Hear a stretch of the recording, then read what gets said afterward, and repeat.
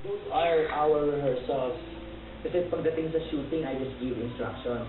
I don't really, hindi kasi ako nagmo-motivate ng ganun. So many stuff on the top. That's why it works very well between us. Kasi instinctive siyang umarte.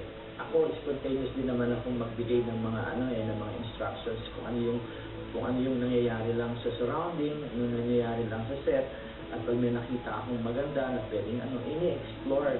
So, for an artist, for an actor, it's a welcome, parang kumbaga, what do you think, welcome, kumbaga, way of doing at yung kanilang craft, no?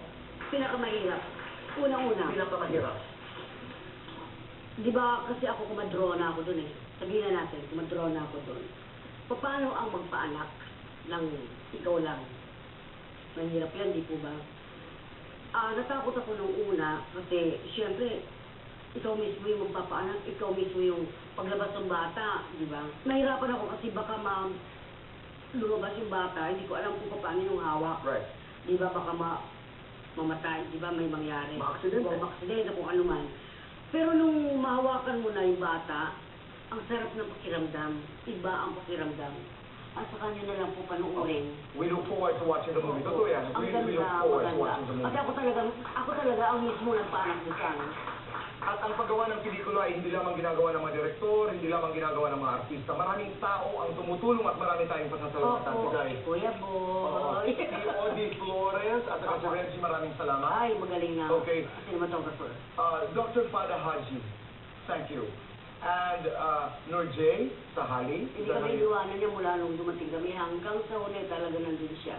Talagang binantayan kayo. Anak siya nung governor. Si Governor Sadikul Sahali, maraming salamat. And Mrs. Juana Sahali, thank you very much. And Vice Governor Ruby Sahali, people of Bungao, si Tangkay and Tawi-Tawi, maraming salamat po sa inyong lahat. Sa inyong tulong na ibinigay sa pelikulang By Wong. At saka yung mga Marines. Mga Marines.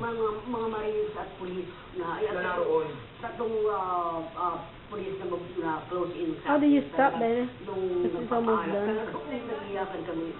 Sobrang mabait. The second one? Ate Guy, Oops. maraming salamat. Which one, eh? Sabihan tayo ulit. And happy birthday. Happy birthday. Salamat po yan sa naman. I can't see. Maraming salamat po. Natutuwa ko na nabigyan mo ako ng pagkakataon na makausap kita. At hindi ko na naman alam kung kailan na naman ito mauulit. Sana maulit ka agad. Pero masaya ako na nandito tayo, nag-uusap tayo, tayong dalawa, kahit na may mga nanonood. Pero yung pakiramdam ko na walang mga taong nandyan, kundi tayong dalawa lang.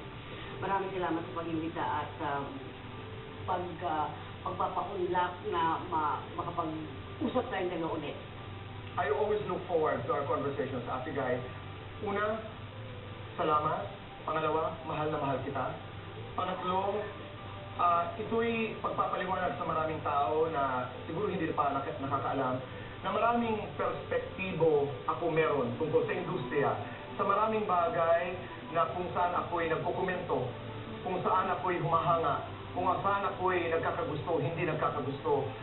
Ito po'y nanggagaling sa katotohanan, katulad ng sinabi ko sa pagsisimula ng pag-uusap na ito, na ang aking pinanggagalingan ay until the very end, I will always be a fan of Nora Honor. Maraming salamat. Maraming salamat. So guys, thank you very much. Maraming salamat. Maraming salamat. Mga kaibigan, magkikita-kita tayo muli dito lamang po sa Inside sa Cinema.